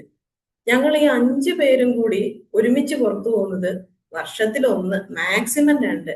ഒരു എന്താ പറയാ, ഒന്ന് ടൂർ പോകാനോ അല്ലെ വേറൊരു സ്ഥലങ്ങൾ കാണാൻ പോകാനോ അവരാകെ പോകുന്നത് വർഷത്തിൽ 1. അപ്പൊ എല്ലാരും കൂടി പുറത്തു പോകുമ്പോഴല്ലേ കാർ ആവശ്യമുള്ളൂ. വർഷത്തിൽ 1 എല്ലാവർക്കും കൂടി പുറത്തു പോകാൻ വേണ്ടിയിട്ട് എന്തിനാണ് ഞങ്ങൾ ഈ കാറ് വാങ്ങിയിട്ടുണ്ട് ആവശ്യം? അന്നേരം ഞങ്ങൾ ഏതെങ്കിലും വണ്ടി വിളിച്ചിട്ട് പോവുകയോ ഒരു ടാക്സി വിളിക്കാൻ ഞങ്ങൾക്ക് 3000 രൂപ അല്ലെ 5000 രൂപ അതിൽ നിൽക്കുന്നുണ്ട്. പക്ഷെ ഇപ്പൊ ഒരു കാറ് വാങ്ങിയിട്ടാ ഞങ്ങളുടെ ആരുടെയും ഒരാളുടെ സാലറിയിൽ നിന്നുള്ള എമൗണ്ട് മാറ്റി വെച്ചതായിരിക്കും എടുക്കേണ്ടി വരിക. ഇവരുടെ 3 കുട്ടികളുടെ പേരിലും 3 ഡിപ്പോസിറ്റുകൾ ഉണ്ടെന്ന് അദ്ദേഹത്തിന്. ഈ മക്കള് സേവ് ചെയ്യുന്ന പൈസ ഇവർ ഈ അക്കൗണ്ടിലേക്കാണ് ഇട്ട് വെച്ചിരിക്കുന്നത്. അപ്പൊ ഈ കുട്ടികൾ ഉണ്ടായപ്പോൾ തന്നെ നമുക്കറിയാം, നമ്മുടെ മൊത്തം ഇന്ത്യയിലുള്ള ഒരു കൺസെപ്റ്റ് ആണ് 3 പെൺകുട്ടികൾ എന്ന് പറയുമ്പോൾ എല്ലാവരും പറയും നിന്റെ ഒരു അവസ്ഥ ഇനിയിപ്പോ എന്ത് ചെയ്യും, 3 പേരെയും കെട്ടിച്ചുവിടണ്ടേ. പക്ഷെ ഈ 3 പേർക്കും കല്യാണം കഴിക്കാനുള്ളതും അവരുടെ മുന്നോട്ടുള്ള ചെലവിനുള്ളതും ഓൾറെഡി 3 അക്കൗണ്ടുകളിൽ ഭദ്രമായിട്ട് ഇരിപ്പുണ്ട്. അപ്പൊ ഞാൻ ചിന്തിച്ചത് നമ്മൾ മലയാളികളെ പറ്റിയിട്ടാണ്. നമുക്കൊരു കാറ് വാങ്ങണമെങ്കിൽ നമ്മൾ ഇത്രയും ചിന്തിക്കുവോ? ഇപ്പൊ പലപ്പോഴായിട്ട് പലരും പറഞ്ഞു കേട്ടിട്ട് നമുക്കൊരു കാറ് വാങ്ങിക്കൂടെ, എല്ലാരും വാങ്ങി. ഇപ്പൊ വീട്ടിലൊക്കെ ആണെങ്കിൽ കാറില്ലാത്തൊരു വീടില്ല, എല്ലാ വീട്ടിലും കാറുണ്ട്. പക്ഷെ ഈ കാർ എങ്ങനെ വാങ്ങി? അത് ലോൺ എടുത്ത് വാങ്ങി, അല്ലെ വീട്ടിലുള്ള ഗോൾഡ് കൊണ്ടേ വെച്ചിട്ട് വാങ്ങി. ഒരുപക്ഷെ കാർ അവിടെ അത്യാവശ്യമായിരിക്കില്ല. ചില സ്ഥലത്ത് ഇപ്പൊ നമുക്ക് പാരന്റ്സ് ഒക്കെ ഇച്ചിരി ഏജ്ഡ് ആയിട്ടുണ്ടെങ്കിൽ ഹോസ്പിറ്റൽ കേസ് ഒക്കെ വരുമ്പോൾ ശരിയാണ്, കാരണം എപ്പോഴും നമുക്ക് വണ്ടി വിളിക്കാൻ പറ്റത്തില്ല. അങ്ങനത്തെ സാഹചര്യങ്ങളിൽ ഇത് നല്ലതാണ്. അല്ലാതെ ഞാനീ പറയുന്നത് അപ്പുറത്തൊരാൾ വാങ്ങിയത് കൊണ്ട് എനിക്കും വാങ്ങണം, അപ്പുറത്ത് അവൻ മഹീന്ദ്രന്റെ വണ്ടി വാങ്ങി അപ്പൊ അതിന്റെ അടുത്ത മോഡലെങ്കിലും ഞാൻ വാങ്ങിയിട്ടുണ്ടാണ്, അതൊരു അഭിമാന പ്രശ്നമായിട്ട് മാറുന്നു. അങ്ങനെയൊക്കെയുള്ള കുറെ ബാഡ് ഹാബിറ്റ്സ് നമുക്ക് മലയാളികൾക്കുണ്ട്. എല്ലാവർക്കും അല്ല, അത് ഫോളോ ചെയ്യുന്ന കുറച്ച് ആൾക്കാരുണ്ട്. അപ്പൊ അതൊക്കെ നമ്മൾ ശ്രദ്ധിക്കുക. ഒരിക്കലും മറ്റൊരാളെ ഇംപ്രസ് ചെയ്യാനായിരിക്കരുത് നമ്മൾ നമ്മുടെ ലൈഫിൽ ഒരു കാര്യം ചെയ്യുന്നുണ്ടാവുക. നമ്മൾ നമ്മുടെ സന്തോഷത്തിന് വേണ്ടിയിട്ടായിരിക്കണം ഓരോ കാര്യങ്ങൾ, ഇപ്പൊ ഗാഡ്ജറ്റ്സ് വാങ്ങുന്നതോ അല്ലെങ്കിൽ നമ്മളൊരു പണം സ്പെൻഡ് ചെയ്യുകയോ ചെയ്യുന്നത്. അതായിരിക്കും നല്ലൊരു ഗുഡ് ഹാബിറ്റ് ആയിട്ട് നമുക്ക് വളർത്താൻ പറ്റുക. പിന്നെ നമ്മുടെ ഇൻകത്തിന്റെ ഉള്ളിൽ നിന്ന് തന്നെ ജീവിക്കുക. അതൊന്ന് പലർക്കും ചെയ്യാൻ പറ്റാത്തൊരു കാര്യമാണ്. കാരണം നമ്മുടെ ഇൻകം 10,000 ആണെങ്കിൽ ഒരു വർഷം നമ്മൾ ചെലവാക്കുന്നത് 20,000 ആയിരിക്കും.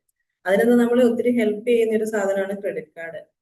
ഇവിടെ എല്ലാവർക്കും ക്രെഡിറ്റ് കാർഡ് ഉണ്ടോ? ക്രെഡിറ്റ് കാർഡ് ഉള്ള എത്ര പേരുണ്ട് ഇവിടെ? ഉണ്ട്.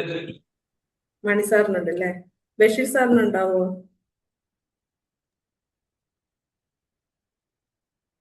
ക്രെഡിറ്റ് കാർഡ് ഉണ്ട്, പക്ഷെ ഇതുവരെ ആക്റ്റീവ് ആക്കിയിട്ടില്ല.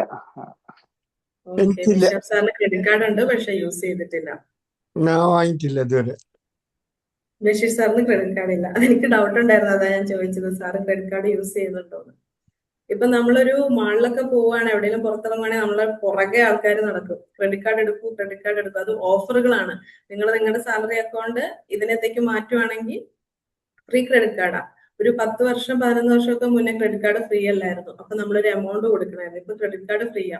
ഒരു ക്രെഡിറ്റ് കാർഡ് ഉണ്ടെങ്കിലും നമുക്ക് ഇനി ഒരു ക്രെഡിറ്റ് കാർഡും കൂടി യൂസ് ചെയ്യാം. അതുപോലെ തന്നെ നമുക്ക് കോൾ ഇടയ്ക്ക് വരും, ഇതെങ്ങനെ നമുക്ക് അപ്ഗ്രേഡ് ചെയ്യാം. ഇപ്പൊ നമ്മുടെ കയ്യിൽ 1 ലക്ഷത്തിന്റെ ക്രെഡിറ്റ് കാർഡ് ഉള്ളെങ്കിൽ നമുക്കത് 1.5 ലക്ഷമായിട്ട് അവർ അപ്ഗ്രേഡ് ചെയ്ത് തരും. അത് എല്ലാ വർഷവും അപ്ഗ്രേഡ് ചെയ്യാം. അപ്പൊ ബാങ്കിനെ സംബന്ധിച്ച് നമ്മൾ ഇത് യൂസ് ചെയ്തുകൊണ്ടിരിക്കണം. അപ്പൊ എനിക്ക് കഴിഞ്ഞ ഇടയ്ക്ക് ഒരു കോൾ വന്നിട്ട് പറഞ്ഞു ഇത് അപ്ഗ്രേഡ് ചെയ്ത് കഴിഞ്ഞാല് നിങ്ങൾ സ്പെൻഡ് ചെയ്യുന്ന ഓരോ എമൗണ്ടിനും GST റെഡ്യൂസ് ചെയ്ത് തരാമെന്ന് പറഞ്ഞു. അപ്പൊ ഞാൻ ചോദിച്ചു എത്ര എമൗണ്ട് സ്പെൻഡ് ചെയ്താലാണ് GST റെഡ്യൂസ് ചെയ്ത് തരിക? അപ്പൊ ഇവര് പറയുന്നത് ഒരു വർഷം നിങ്ങൾ 1 ലക്ഷം രൂപയൊക്കെ സ്പെൻഡ് ചെയ്യുമല്ലോ, അപ്പൊ അതിൽ നിങ്ങൾക്ക് ഇത്ര രൂപ GST പറയും. എനിക്ക് 1 ലക്ഷം രൂപ ഞാൻ സ്പെൻഡ് ചെയ്യാറില്ല. അത് എനിക്ക് എന്താ പറയാ, ആ ഒരു സമയത്ത് ഒരുപാട് ആവശ്യങ്ങൾ വന്നു കഴിയുമ്പോൾ നമ്മൾ മറ്റൊരാളുടെ അടുത്ത് കടം വാങ്ങുക അല്ലെ വേറൊരാൾ തരാനില്ലാത്ത ഒരു അവസ്ഥയൊക്കെ വന്നു കഴിയുമ്പോൾ എമൗണ്ട് റോൾ ചെയ്യാനാണ് ഞാൻ ഈ ക്രെഡിറ്റ് കാർഡ് യൂസ് ചെയ്യുന്നത്. അതായത് ഇന്നിപ്പോ എനിക്കൊരു 2000 രൂപ എടുക്കേണ്ടി വന്നു, എമർജൻസി ആണെന്ന് നോക്കുമ്പോൾ എനിക്ക് എമർജൻസി ഫണ്ട് ഉണ്ടായിരുന്നില്ല, ഇതിനെ പറ്റിയിട്ട് ഞാൻ അവെയർ ആയിരുന്നില്ല. ഞാൻ ക്രെഡിറ്റ് കാർഡ് യൂസ് ചെയ്യും. അടുത്ത മാസം സാലറി കിട്ടുമ്പോൾ ആ 2000 നിർബന്ധമായിട്ട് നമ്മൾ അതിൽ പേ ചെയ്യണം. ക്രെഡിറ്റ് കാർഡിന്റെ പേയ്മെന്റ് ഓപ്ഷൻ എടുത്തു കഴിഞ്ഞാൽ നിങ്ങൾക്കറിയാം 3 ഓപ്ഷൻ ഉണ്ട്. മിനിമം എമൗണ്ട്, പിന്നെന്തായിരുന്നു അതർ എമൗണ്ട്, അങ്ങനെ പറഞ്ഞ കുറച്ച് ഓപ്ഷൻസ് കാണിക്കും. അപ്പൊ 2000 രൂപ എടുത്ത് എനിക്ക് അടുത്ത മാസം 2000 രൂപ അടയ്ക്കണം ഒരു നിർബന്ധമില്ല. അവർ തരും മിനിമം എമൗണ്ട് എന്ന് പറഞ്ഞിട്ട് ഇത്ര എമൗണ്ട് തന്നിട്ടുണ്ട്, ചിലപ്പോൾ 1000 500 ആയിരിക്കും, അത് കൊടുത്താൽ മതി.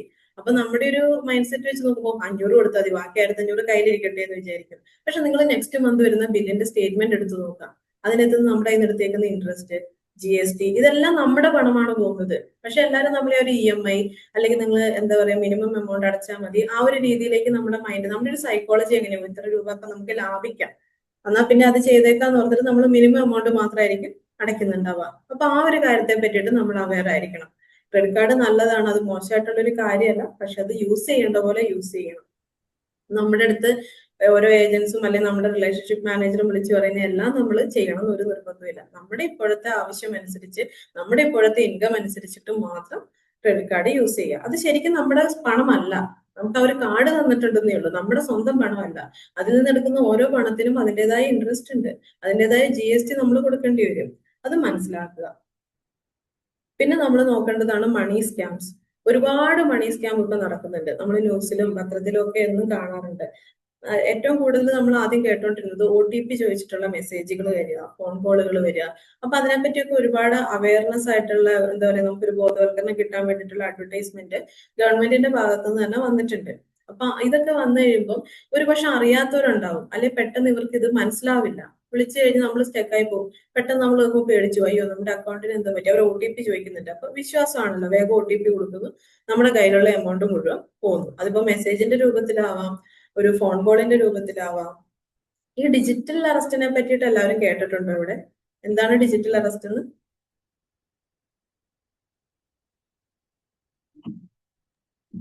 ഒരു മണി സ്കാം ആയിരുന്നു അത്. ഞാനിത് 2 കൊല്ലം മുമ്പ് അനുഭവിച്ചതാ. സാർ അനുഭവിച്ചിട്ടുണ്ടല്ലേ? അപ്പോ അറിയാത്തവർക്ക് വേണ്ടി പറയാണ്. അപ്പൊ നമ്മുടെ ഫ്രണ്ട്സിന്റെ ഇടയിലും കൊളീഗ്സിന്റെ ഇടയിലും ഒക്കെ ഇത് നടന്നിട്ടുണ്ട്. അവര് വിളിച്ചിട്ട് പറയും, എന്റെ വാട്സപ്പില് വീഡിയോ കോൾ ആയിരിക്കും വരിക. മുന്നിലിരിക്കുന്നയാള് ഒരു പോലീസിന്റെ യൂണിഫോം ഒക്കെ ഇട്ട്, പുറകിൽ നമുക്ക് ബോർഡൊക്കെ കാണാം, എന്താ SP ആണോ, ആ ഒരു ബോർഡൊക്കെ വെച്ചിട്ടായിരിക്കും ഇവര് ഇരിക്കുന്നുണ്ടാവുക. എന്നിട്ട് ഇവര് പറയും, നിങ്ങള് ഒരു ഇല്ലീഗൽ ആക്ടിവിറ്റീസിൽ നിങ്ങളുടെ പേര് വന്നിട്ടുണ്ട്, ഒരു കൊറിയർ ഇവിടുന്ന് സെൻഡ് ചെയ്തത് നിങ്ങളുടെ പേരിലാണ് ആ കൊറിയർ പോയേക്കുന്നത്, അതിലുണ്ടായിരുന്ന സാധനം എന്ന് പറയുന്നത് എന്തെങ്കിലും ഡ്രഗ്സ് ആണെന്ന് പറയും. നമ്മൾ പേടിച്ചു പോകൂലേ, നമ്മുടെ പേരിൽ ഒരു കൊറിയർ പോയി, നമ്മൾ പറയില്ല ഞാൻ അയച്ചിട്ടില്ല. അപ്പൊ ആ പെൺകുട്ടിയും പറഞ്ഞു ഞാൻ അയച്ചിട്ടില്ല. കഷ്ടകാലത്തിന് അവളന്ന് ഒറ്റയ്ക്ക് ഉണ്ടായിരുന്നുള്ളൂ വീട്ടിൽ, അവളും അമ്മയും. ഒരാളോട് നമുക്ക് ഷെയർ ചെയ്യാനൊന്നും ഇവർ സമ്മതിക്കില്ല. നമ്മൾ ക്യാമറ ഓൺ ചെയ്താൽ പിന്നെ നമ്മളെ ഡിജിറ്റൽ അറസ്റ്റ് ചെയ്ത പോലെ നമ്മൾ അവരുടെ മുന്നിലിരുന്നു. അപ്പോ ഇവളുടെ അടുത്ത് അമ്മ ഉണ്ടായിരുന്നുള്ളൂ, മോളെ ഉണ്ടായിരുന്നുള്ളൂ, ഹസ്ബൻഡ് പുറത്തായിരുന്നു. അപ്പൊ ആരോട് ഡിസ്കസ് ചെയ്യാനുള്ള ഒരു ഓപ്ഷൻ അവർ കൊടുത്തില്ലെന്നുള്ളതാണ്. അപ്പം ഇവളുടെ ഇന്നസെന്റ് ആയിട്ട് ഇവള് പറഞ്ഞു ഞാനിത് ചെയ്തിട്ടില്ല, ഞാൻ അങ്ങനെ ഒരു കൊറിയർ അയച്ചിട്ടില്ല. അപ്പം അപ്പുറത്ത് നിന്നുള്ള ആള് പറയാണ്, അറിയാം, നമുക്കറിയാം അയച്ചിട്ടില്ല, പക്ഷെ ഇത് അന്വേഷണത്തിന്റെ ഭാഗമാണ്. അപ്പൊ നിങ്ങളുടെ സോഴ്സ് ഓഫ് ഇൻകം ഞങ്ങൾക്ക് അറിയണം, നിങ്ങളുടെ കയ്യിലുള്ള എമൗണ്ട് മുഴുവൻ ഞങ്ങൾക്ക് പരിശോധിക്കണം, എത്ര രൂപ നിങ്ങളുടെ കയ്യിലുണ്ടത്, നിങ്ങൾക്ക് എങ്ങനെ വന്നതാണ്, ആ രീതിയിൽ. അപ്പൊ ആ ഒരു സാഹചര്യത്തില് അന്നേരം നമുക്ക് ആർക്കും പെട്ടെന്ന് അങ്ങോട്ട് മൈൻഡ് വർക്ക് ആവില്ല. കാരണം ഇതൊക്കെ തുടങ്ങി വരുന്ന സമയമായിരുന്നു, എല്ലാവരും അറിഞ്ഞു വരുന്നിട്ടേ ഉണ്ടായിരുന്നുള്ളൂ. പാവ അവളാണെങ്കിൽ എല്ലാം സമ്മതിച്ചു കൊടുത്തു. എന്റെ അടുത്ത് പറഞ്ഞത് മോർണിംഗ് ഒരു 9 o'clock ഇവര് വിളിച്ചിട്ട് ഈവനിങ് ഒരു 6 അടുത്ത് വരുന്നിടം വരെ ഈ ആളെയും ഇതും വെച്ചിട്ട് ഇങ്ങനെ ഇരിക്കുക, ഫോൺ ഓഫ് ചെയ്യാൻ പാടില്ല, പോലീസിനെ ഇൻഫോം ചെയ്തു. അപ്പൊ ഇവര് പറയുന്നത് എന്താന്ന് വെച്ചാല്, അവിടെ അടുത്തുള്ള പോലീസിനെ ഇൻഫോം ചെയ്തെന്ന് പറഞ്ഞൊരു റീസൺ ഉണ്ടായിരുന്നു. കാരണം നിങ്ങളെ ആരോ അറ്റാക്ക് ചെയ്യാൻ ശ്രമിക്കുന്നുണ്ട്, നിങ്ങളുടെ പേരാരോ മിസ്യൂസ് ചെയ്യുന്നുണ്ട്, ഒരു പക്ഷെ നിങ്ങൾ അവരുടെ നിരീക്ഷണത്തിലായിരിക്കും, നിങ്ങൾ ഇതിനു വേണ്ടി ഒരു മൂവ്മെന്റ് എടുത്തു കഴിയുമ്പോൾ നിങ്ങളുടെ കുട്ടീനെ ചിലപ്പോൾ അവർ കൊല്ലും, ഒരുപക്ഷെ നിങ്ങളുടെ അമ്മേനെ അവർ കിഡ്നാപ്പ് ചെയ്തുകൊണ്ട് പോകും, പിന്നെ ഞങ്ങൾക്ക് ഒന്നും ചെയ്യാൻ പറ്റില്ല, ഞങ്ങൾ CBI എന്നാ വിളിക്കുന്നതെന്നൊക്കെയാന്ന് പറഞ്ഞിട്ടുണ്ടായിരുന്നത്. അങ്ങനെ ഈവനിങ് ഒരു 6 o'clock ആയപ്പോഴേക്കും അവളുടെ ഒരു 96,000 രൂപ അവരെടുത്തിട്ട് പോയി. പക്ഷെ അതിന് മനസ്സിലായിട്ടുണ്ടായിരുന്നില്ല. അത് കഴിഞ്ഞ് ഫോണൊക്കെ ഡിസ്കണക്ട് ചെയ്ത് ഹസ്ബൻഡിനെ വിളിച്ചപ്പോഴാണ് ഇങ്ങനെ ഒരു കാര്യം പറഞ്ഞു കൊടുക്കുന്നത്. അത് ഒരാളുടെ കേസാട്ടോ ഞാൻ പറഞ്ഞത്, ഇതുപോലെ ആയിരിക്കും നമുക്ക് സംഭവിക്കുന്നുണ്ടാവുക. ഇതിനുശേഷം കേരളത്തിൽ ഒരുപാട് കേസുകൾ നമ്മൾ കണ്ടു. അതൊക്കെ നമ്മുടെ കേരള പോലീസ് തന്നെ കുറെ കാര്യങ്ങളൊക്കെ തന്നെ വ്യക്തമായി തന്നെ നമുക്ക് വിശദീകരിച്ചു തന്നു. ആ മൊമെന്റിൽ തന്നെ അവരെത്തിയിട്ട് അതെന്താന്നുള്ളൊരു സ്കാമാന്നുള്ളത് നമുക്ക് മനസ്സിലാക്കി തന്നിട്ടുണ്ട്. അപ്പൊ ഇങ്ങനെയുള്ള മണി സ്കാമുകളൊക്കെ നമ്മൾ അറിഞ്ഞിരിക്കണം. കാരണം ഇപ്പൊ നമ്മുടെ യുഗം എന്ന് പറയുന്നത് ഡിജിറ്റൽ യുഗമാണ്. പണ്ടത്തെ പോലെ കള്ളം വീട്ടിൽ കയറി മോഷ്ടിക്കുന്ന ആ ഒരു പരിപാടി മാറിയിട്ട് പുതിയ രീതിയിലായിട്ടുള്ള മോഷണങ്ങൾ വന്നിട്ടുണ്ട്. അപ്പൊ നമ്മൾ അപ് ടു ഡേറ്റ് ആയിട്ട് എന്താ എങ്ങനെയാന്നുള്ളത് അറിഞ്ഞിരിക്കണം. അത് നമ്മൾ ശ്രദ്ധിക്കേണ്ട മറ്റൊരു കാര്യമാണ് മണി സ്കാം എന്ന് പറയുന്നത്. പിന്നെ വേറൊരു കാര്യം എന്താന്ന് വെച്ചിട്ടുണ്ടെങ്കിൽ, നമുക്ക് എളുപ്പം പണക്കാരനാവാൻ വേണ്ടിയിട്ട് ഒരുപാട് ഓപ്ഷൻസ് നമ്മുടെ മുന്നിലേക്ക് ആൾക്കാരെന്ന് വെക്കുന്നുണ്ട്. അതിൽ ഏറ്റവും വലിയൊരു ഓപ്ഷനാണ് MLM അല്ലെങ്കിൽ പിരമിഡ് ബിസിനസ്, അങ്ങനെ പറയും. കേട്ടിട്ടുണ്ടോ ആരെങ്കിലും? എന്താണ് MLM എന്ന്? Multi level marketing. ആരെങ്കിലും കേട്ടിട്ടുണ്ടോ?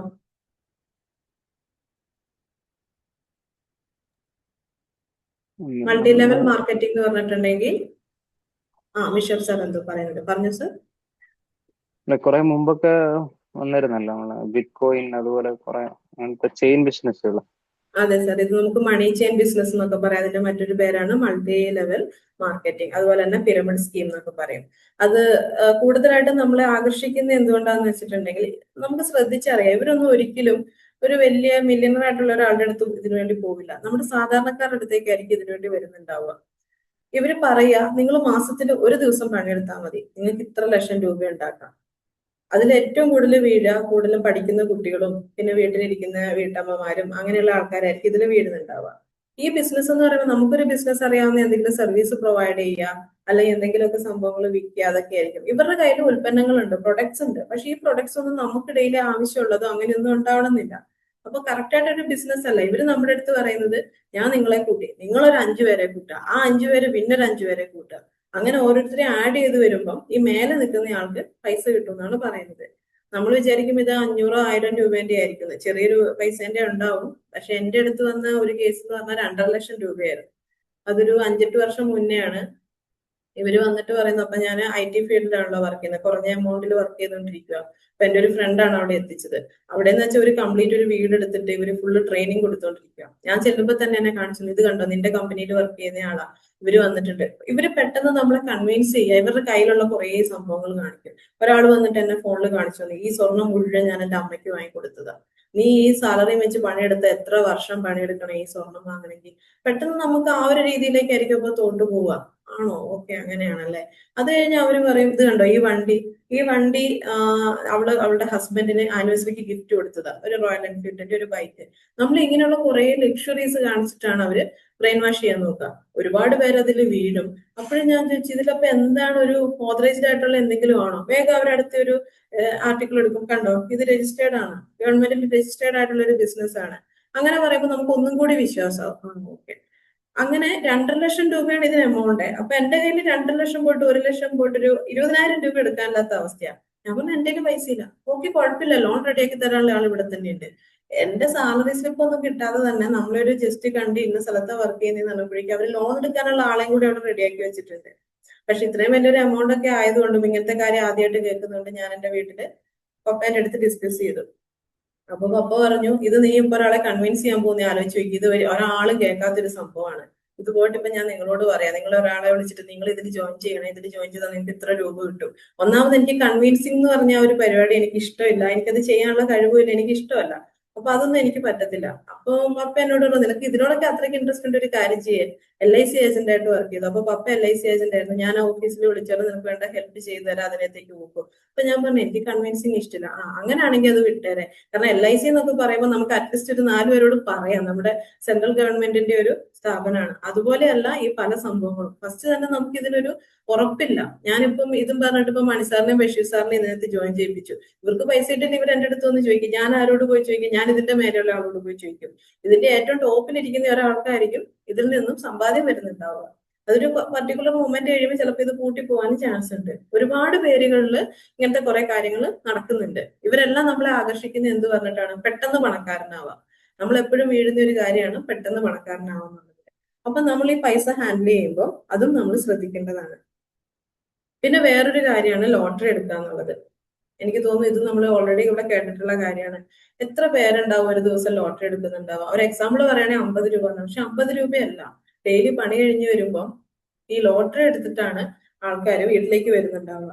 ഞാൻ ഓർക്കുന്നുണ്ട്, എന്റെ ഗ്രാൻഡ് ഫാദർ ഒക്കെ, എനിക്ക് 15 വയസ്സ് വരെ അദ്ദേഹം ജീവിച്ചിരുന്നുള്ളൂ. പക്ഷെ എന്റെ ഓർമ്മ വെച്ചപ്പോൾ മുതൽ ദിവസവും കയ്യിൽ ലോട്ടറി ഞാൻ കണ്ടിട്ടുണ്ട്.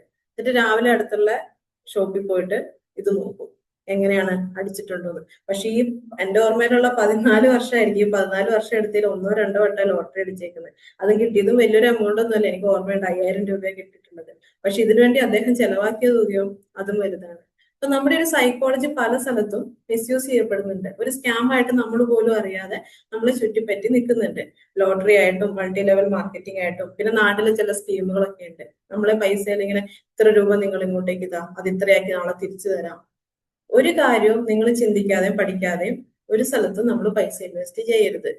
ഒരു ചെറിയ കാര്യമാണെങ്കിൽ പോലും അറിവുള്ളവരോട് ചോദിക്കുക, പ്രൊഫഷണൽസിനോട് സംസാരിക്കുക, നിങ്ങൾ സ്വന്തം അതിനെപ്പറ്റി പഠിക്കുക. അതിനുശേഷം മാത്രം നമ്മുടെ കയ്യിലെ പൈസ ഉപയോഗിക്കുക. എപ്പോഴും ശ്രദ്ധിക്കുക, നമുക്ക് പൈസ എന്ന് പറയുന്നത് ഇമ്പോർട്ടന്റ് ആയിട്ടുള്ള കാര്യമാണ്. നമ്മുടെ ഒരു ശ്രദ്ധക്കുറവ് കാരണം അതൊരിക്കലും നഷ്ടപ്പെടുത്തരുത്.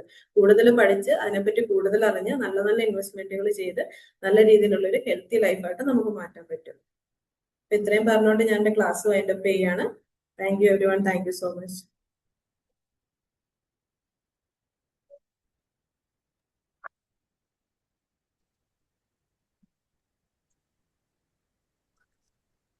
ആർക്കെങ്കിലും എന്തെങ്കിലും magic doubt? Morning. Magic morning Basheer sir. Krishna ഉഷാറായിട്ടോ, അടിപൊളി class. Thank you sir, thank you so much. സാറിന്റെ അടുത്ത് നിന്ന് കിട്ടിയ ഇൻഫർമേഷൻ ഞാൻ കുറച്ച് ഇവർക്കും കൂടി പറഞ്ഞു കൊടുത്തു. വീണ്ടും ഞാൻ ചെറിയൊരു വിത്ത് ഇട്ടിട്ടുള്ളൂ. ഇത്ര വലിയ വൃക്ഷമാരൊന്നും ഞാൻ കരുതിയിട്ടില്ല. വളരെ നന്നായിട്ടുണ്ട്. നല്ലോണം വിഷയം പഠിച്ചിട്ട് ഇവിടെ അവതരിപ്പിക്കാം. നന്നായിട്ടുണ്ട് കേട്ടോ. Very good. Thank you so much.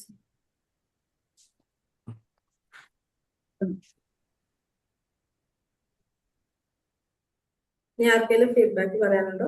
Razak sir unmute ചെയ്തിട്ടുണ്ടോ? പഠിപ്പിക്കാനെന്ന് പറയാം,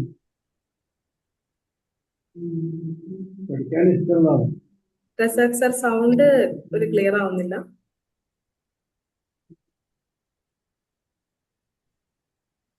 ഇഷ്ടപ്പെട്ട ആളാണ്, ഇഷ്ടമുള്ള ആളാണെന്ന് പറയാം സ്റ്റേഷനെ. Thank you sir, thank you so much. Magic morning. Magic morning Mani sir. നന്നായിരുന്നു, നല്ല പ്രസന്റേഷൻ തന്നെയായിരുന്നു. ഈ ഫിനാൻഷ്യൽ മാനേജ്മെന്റ് ബഷീർ സാറിന്റെ ആ ഒരു ടച്ചോട് കൂടി തന്നെ ഇന്ന് അവതരിപ്പിച്ചിട്ടുണ്ട്. അതിൽ ഗുഡ് ഹാബിറ്റ്സും ബാഡ് ഹാബിറ്റ്സും നമ്മളെ എങ്ങനെ ഗോൾഡൻ റൂളും ഒക്കെ വളരെ വിശദമായിട്ട് തന്നെ ഓരോ ഇതായിട്ടൊന്നും, പ്രത്യേകിച്ച് സ്വന്തം ജീവിതത്തില് ഫ്രണ്ട്സിന്റെയോ അല്ലെങ്കിൽ മറ്റുള്ളവരുടെ അനുഭവം കൂടി കൂട്ടിച്ചേർത്ത് പറയുമ്പോൾ അതൊരു വളരെ വൃത്തിയായിട്ട് ഉണ്ടായിരുന്നു. അപ്പൊ ഇന്നിപ്പോ നമ്മള് ഈ സ്കാമിലൊന്നും പെടാതെ നമ്മള് ഡിജിറ്റൽ അറസ്റ്റുമായിട്ടുള്ള സംഭവങ്ങളിൽ ഒക്കെ ഉണ്ടാകും. നമുക്കൊരു പ്രിക്കോഷൻ എന്നുള്ള നിലക്ക് എന്തൊക്കെ ചെയ്യണം എന്നുള്ളത് ഇപ്പം ഏകദേശം മനസ്സിലായി. അതുപോലെ തന്നെ ഇന്നത്തെ ക്ലാസ്സിൽ നമ്മൾ സമ്പാദ്യം ഉണ്ട് എന്ന് പറഞ്ഞിട്ടുണ്ടെച്ചാല് ശരിക്കും പറഞ്ഞാല് പൈസ ഒരു 1/3 അല്ലെങ്കിൽ 1/4 അല്ല, ശരിക്കും 1/3 തന്നെയാണ് ഇപ്പോൾ നമുക്ക് വരിക. മറ്റേത് പറയുമ്പോൾ പീസ് ഓഫ് മൈൻഡും നമ്മളെ ഹെൽത്തും അതുപോലെ തന്നെ സമൂഹത്തിലുള്ള അംഗീകാരമൊക്കെയാണ്. ധാരാളം പൈസ ഉണ്ടായിട്ട് കാര്യം സമൂഹത്തിൽ നികൃഷ്ടനായിട്ടുള്ള വ്യക്തിയാണെന്ന് പറഞ്ഞാല് നമുക്ക് ഒരു സാറ്റിസ്ഫാക്ഷൻ ഉണ്ടാവില്ല. അപ്പൊ മെന്റൽ പീസ് ആണ് ഏറ്റവും വലുത് എന്നുള്ളതാണ്. പക്ഷെ പൈസ തീർച്ചയായിട്ടും 1/3 വരുന്ന ഒരു വലിയ ഘടകം തന്നെയാണ്. അതിപ്പോ ഇന്നത്തെ ക്ലാസ്സിൽ നമുക്ക് അതിന്റെ അത് എങ്ങനെ ബിൽഡപ്പ് ചെയ്യണം, നമ്മളെ എങ്ങനെ സേവ് ചെയ്യണം, അതുപോലെ തന്നെ emergency fund, medical insurance, life insurance, ഇതൊക്കെ ചെയ്തിട്ട് ഒരു നല്ല ഭദ്രതയുള്ള ഒരു ജീവിതം നയിക്കാനുള്ള ഒരു ടിപ്പാണ് ഇന്നത്തെ ക്ലാസ്സിൽ ഉണ്ടായത്. വളരെ ഭംഗിയായിട്ട് തന്നെ എല്ലാം വിവരിച്ചിട്ടുണ്ട്. Thank you very much. വളരെ താങ്ക് നന്നായിട്ടുണ്ട്. You Mani sir, thank you so much. Magic morning. Magic morning ഇദ്ബാല മാം. നല്ല ക്ലാസ് ആയിരുന്നു മാഡം. മാഡം പറയും പോലെ സ്വന്തമായിട്ട് വരുമാനം അല്ലെങ്കിൽ തിരഞ്ഞെടുക്കാനുള്ള അവകാശമില്ല, പിന്നെ നമുക്ക് നോ പറയാൻ പറ്റൂല, അങ്ങനെയൊക്കെയുള്ള കാര്യങ്ങളുണ്ട്. അതൊക്കെ അത്യാവശ്യം ഫേസ് ചെയ്യുന്ന ഒരാളാണ് ഞാൻ. എന്നാലും വലിയ പ്രശ്നമില്ല. എന്നാലും ചില സ്ഥലങ്ങളിൽ നമുക്ക് അങ്ങനെ പറ്റാറുണ്ട്. പിന്നെ ചികിത്സയ്ക്ക് എന്ന് പറയുമ്പോൾ മാഡം പറയും പോലെ നമ്മൾ ഇൻഷുറൻസ് എടുത്തിട്ടുണ്ട്, അതുകൊണ്ട് അതൊരു വലിയ മനസ്സമാധാനമാണ്. എന്തെങ്കിലും ഒരു ബുദ്ധിമുട്ട് വന്നു കഴിഞ്ഞാൽ അപ്പൊ പിന്നെ നമുക്ക് മറ്റു ടെൻഷൻ ഇല്ലാതെ പോവാം. ബാക്കി സേവിങ്സിന്റെ കാര്യമൊക്കെ പിന്നെ നമുക്ക് വലിയ പ്രശ്നമില്ല, അത് നോക്കേണ്ടത്. പിന്നെ ഈ ഫോൺ വഴി വരുന്ന സ്കാമിന്റെ പ്രശ്നം വരും. ഇങ്ങനെ ഒരു കോൾ ഇങ്ങനെ എന്തെങ്കിലും വന്നിട്ടുണ്ടെന്ന് പറയുമ്പോൾ തന്നെ മക്കൾ പറയും തുടരുത്, തൊട്ടാൽ പോയി പൈസ, അപ്പൊ പോകും. അതുകൊണ്ട് അതിലൊന്നും തൊട്ടേക്കരുതെന്ന് എന്ന് പറയും. പിന്നെ ഈ പറയും പോലെ വീട്, അപ്പൊ വരുന്ന ഒരാളിന്റെ വീട്, ഈ വീട് കാണുമ്പോൾ ഇതിലും നല്ല വീട് അപ്പുറത്ത് നമുക്ക് വെച്ചാലോ എന്ന് ആലോചിച്ച് വെറുതെ വെച്ചിട്ടിട്ട്, ഇപ്പൊ എന്റെ ഒരു അറിവിൽ തന്നെ വെച്ചിട്ടിട്ട് ഒരു കാര്യവുമില്ല. ആ പടെ 6-7 മുറികളുള്ള വീട് വെച്ചിട്ട് 2 പേരാണ് വീട്ടിൽ താമസിക്കുന്നത്. ബാക്കി മുഴുവൻ പ്രത്യേക കിടക്കുകയുണ്ട്. അതിന്റെ ഒരു ആവശ്യമില്ല. ഇപ്പൊ നമ്മൾ ഇവിടെ എന്നൊക്കെ പറയുമ്പോൾ വീടുകളെല്ലാം ഇങ്ങനെ പൊട്ടിപ്പൊളച്ച് ഇഷ്ടം പോലെ വീടുകളുണ്ട്, പക്ഷെ താമസിക്കാൻ ആൾക്കാരില്ല. അങ്ങനെയൊക്കെ ഉള്ള പ്രശ്നങ്ങളുണ്ട്. നമുക്ക് അത്യാവശ്യം നമുക്ക് ജീവിച്ചു പോകാനുള്ള ഒരു വീടിന്റെ ആവശ്യമുള്ളൂ. മുൻപ് മാഡം പറഞ്ഞ ഒരുപാട് കാര്യങ്ങൾ നമുക്ക് അറിയാൻ വേണ്ടിയിട്ടുള്ള കാര്യങ്ങളാണ്. അത് എങ്ങനെ ഉപയോഗിക്കണം എന്നുള്ളതുമാണ്. പിന്നെ മോള് ഇടയ്ക്ക് പറഞ്ഞു നമുക്ക് പഠിക്കാൻ വേണ്ടി എഡ്യൂക്കേഷൻ ലോൺ എടുക്കണം, പഠിക്കണം. ഞാൻ പറഞ്ഞു അങ്ങനത്തെ പഠിത്തം വേണ്ട, പഠിച്ചു തുടങ്ങുമ്പോഴേ വലിയൊരു ലോണും ബാധ്യതയൊന്നും തലയിൽ വരണ്ട. നമുക്കുള്ള പൈസയിൽ നമുക്ക് പറ്റുന്ന കോഴ്സുകൾ പഠിക്കാം. അത് നമുക്ക് അല്ലാതെ രീതിയിൽ കിട്ടുന്ന രീതിയിൽ പഠിക്കാം, അല്ലാതെ ലോൺ എടുത്തുള്ള ഒരു പഠിത്തം വേണ്ട എന്ന് ഞാൻ പറഞ്ഞിട്ടുണ്ട്. മാഡം പറഞ്ഞതും കൂടെ ആലോചിക്കുമ്പോഴത്തേക്കും കറക്റ്റായ കാര്യങ്ങളാണ്. ലോണും ബാക്കി ബാധ്യതകളും എല്ലാം മനസ്സിൽ വെച്ച് കഴിഞ്ഞാൽ വീട്ടിൽ സമാധാനം പോകും. അതുകൊണ്ട് സമാധാനത്തോടെ നമുക്ക് ജീവിക്കാം എന്നുള്ളത് ഇന്നത്തെ ക്ലാസ്സിൽ മനസ്സിലായി. പിന്നെ നമ്മൾ എമർജൻസി ആയിട്ട് കുറച്ച് പണ്ടെപ്പോഴും കരുതിയിരിക്കുന്നത് അത്യാവശ്യമായ ഒരു കാര്യമാണെന്നുള്ളത് മനസ്സിലായി. നല്ല ക്ലാസ് ആയിരുന്നു. Thank you. Hello, good morning ma'am. Good morning Divya ma'am. നല്ലൊരു ക്ലാസ് ആയിരുന്നു. നല്ലൊരു തിരിച്ചറിവ് നൽകിയെന്ന് വേണം പറയാനായിട്ട്. പണത്തെക്കുറിച്ചും മിനിമലിസത്തെക്കുറിച്ചും ഒക്കെ വളരെ നന്നായിട്ട് സംസാരിച്ചു. അതിന്റെ ദോഷവശങ്ങളും ഇതുപോലെയുള്ള പെട്ടെന്ന് എന്താ പറയാ MLM പോലെയുള്ള കാര്യങ്ങളിലേക്ക് കടന്നു ചെല്ലുമ്പോഴുണ്ടാകുന്ന ബുദ്ധിമുട്ടുകളെ കുറിച്ചും എല്ലാ കാര്യങ്ങളും വളരെ വിശദമായിട്ട് പറഞ്ഞു തന്നു. Thank you so much. നല്ല ക്ലാസ്. നമ്മളത് നമ്മളുടെ ജീവിതത്തിൽ ഇംപ്ലിമെന്റ് ചെയ്യുമ്പോഴാണ് നമുക്ക് എന്താ പറയാ ആ കാര്യങ്ങളെ കുറിച്ച് കൂടുതലായിട്ട് പഠിക്കാൻ ശ്രമിക്കുമ്പോഴും അതുപോലെ തന്നെ നമ്മളുടെ ജീവിതത്തിൽ ഇംപ്ലിമെന്റ് ചെയ്യുമ്പോഴാണ് ആ കാര്യങ്ങൾ നമ്മളിലേക്ക് കൂടുതലായിട്ട് അട്രാക്റ്റീവ് ആയിട്ട് വരുന്നത്. ഒരുപാട് നല്ല ക്ലാസ്. സന്തോഷം. പണ്ടത്തേക്കാൾ എന്താ പറയാ വളരെ നല്ല നല്ല ഇതിലേക്ക് ഉയർന്നു വരുന്നുണ്ട് മാമിന്റെ ക്ലാസ്. ആനുകാലികമായിട്ടും വളരെ മൂല്യമുള്ള ക്ലാസ്സുകളായി വരുന്നു എന്നുള്ളതിൽ സന്തോഷം. Thank you so much. Thank you Divya ma'am, thank you so much. ഇനി ആർക്കെങ്കിലും ഫീഡ്ബാക്ക് പറയാനുണ്ടോ? Good morning. നല്ലൊരു ക്ലാസ് ആണെന്ന് ഒരുപാട് കാര്യങ്ങൾ മനസ്സിലാക്കാൻ പറ്റി. ഉദാഹരണ സഹിതം. കാരണം ഇന്നിപ്പോ ഒരുപാട് സാധാരണക്കാരുടെ ഇടയിൽ തട്ടിപ്പ് നടക്കുന്ന ഒരു കാലമാണ്. കാരണം അറിയാതെ അതിലേക്കൊക്കെ വന്നു പോകുന്നുണ്ട്. നമ്മുടെ ഫൈനാൻസ് എങ്ങനെ ചെലവാക്കണം എന്ന കാര്യങ്ങളൊക്കെ നല്ലതിൽ ടോപ്പിക്കിലൂടെ മനസ്സിലാക്കാൻ പറ്റി. Thank U.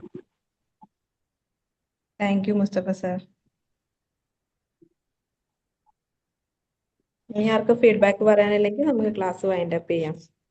6:36 അപ്പൊ ഈ ക്ലാസ് എല്ലാവർക്കും ഉപകാരപ്പെട്ടു എന്ന് വിചാരിക്കുന്നു. നിങ്ങളുടെ ലൈഫിൽ അത് അപ്ലൈ ചെയ്യുക. എന്തെങ്കിലുമൊക്കെ സ്കാം വരുമ്പോൾ ഒന്നും കൂടി ചിന്തിക്കുക, നന്നായി പഠിക്കുക, എന്നിട്ട് മാത്രം അടുത്ത സ്റ്റെപ്പ് എടുക്കാൻ സൂക്ഷിക്കുക അതിനെ പറ്റിയിട്ട്.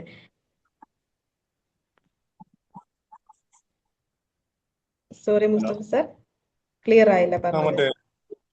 മറ്റേ ഇപ്പോഴത്തെ മണിച്ചേന്റെ കാര്യങ്ങളൊക്കെ പറയാം. അപ്പൊ ഞാൻ സംശയത്തിനോട് പറയാൻ പാടില്ലെങ്കിൽ ഈ ബോച്ചോന്റെ ഒരു പരിപാടി എന്നെ ഒരുപാട് ഇതിൽ ആഡ് ചെയ്യാൻ നോക്കി. പക്ഷെ ഞാൻ അതിൽ മാറി നിന്ന്. കാരണം ഉള്ള ജോലി തന്നെ അതിലേക്ക് ഞാൻ എടുക്കുന്ന ജോലി ഇല്ലാതാക്കാൻ അതിലേക്ക് പോയി കഴിഞ്ഞു. കാരണം അത് ഇത് നേരത്തെ ക്ലാസ്സിൽ പറഞ്ഞ പോലെ തന്നെ നമ്മള് അതിലേക്ക് എത്ര പേര് ആഡ് ചെയ്യുന്നു അതിന്റെ ഇൻകം നമുക്ക് കിട്ടും. അങ്ങനത്തെ ഒരു മണിച്ചെയിൻ മോഡൽ ഒരു ബിസിനസ് ആയിരുന്നു.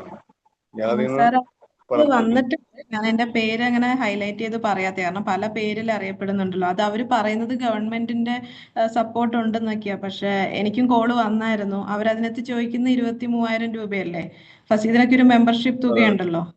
അപ്പൊ എനിക്ക് അതിനോട് വലിയ ഇൻട്രസ്റ്റും ഇല്ല. പിന്നെ ഇതൊക്കെ നമുക്കൊരു മുന്നോട്ട് പോകുമ്പോൾ ഒരു തലവേദനയാവും. നമ്മുടെ ബന്ധങ്ങൾ വരെ ചിലപ്പോൾ നഷ്ടപ്പെട്ടു എന്നിരിക്കും. ഞാനിപ്പോ സാറിനെ ഇതിനകത്തേക്ക് ആഡ് ചെയ്തു.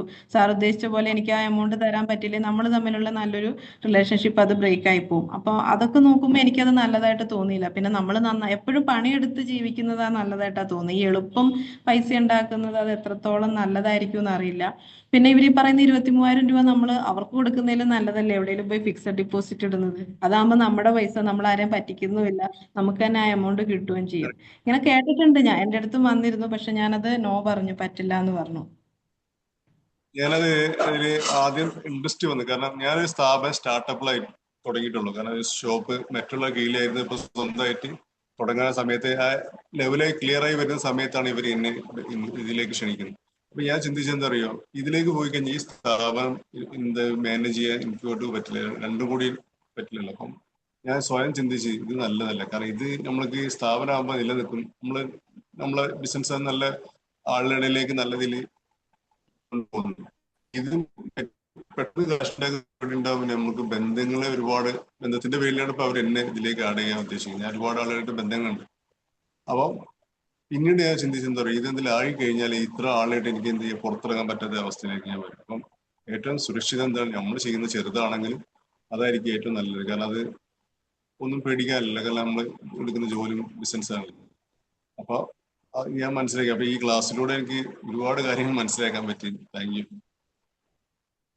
Thank you Mustafa sir, thank you so much. Sir ഈ ഒരു കാര്യം പറഞ്ഞപ്പം നമ്മുടെ ക്ലാസ്സിലുള്ള ബാക്കി എല്ലാവർക്കും കൂടി ഒരു എന്താ പറയുക ഒരു അറിവും കൂടിയാണ്. ഞാൻ ആ ഒരു പേരെടുത്ത് പറയാത്തതാണ്. കാരണം ഒരുപാട് പേരിൽ ഇത് അറിയപ്പെടുന്നുണ്ട്. എത്ര പേര് ഇതിനകത്ത് ജോയിൻ ചെയ്തിട്ടുണ്ടെന്ന് എനിക്ക് അറിയത്തില്ല. അപ്പൊ എനിക്ക് പേഴ്സണലി തോന്നിയത് അത് നല്ല കാര്യമായിട്ടല്ല. കാരണം നമ്മുടെ റിലേഷൻഷിപ്പിനെ ബ്രേക്ക് ചെയ്യും.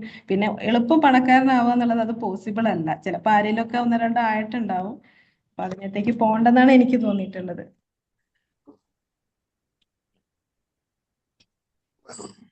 Okay. Thank you everyone. See you tomorrow. Thank you. Okay, thank you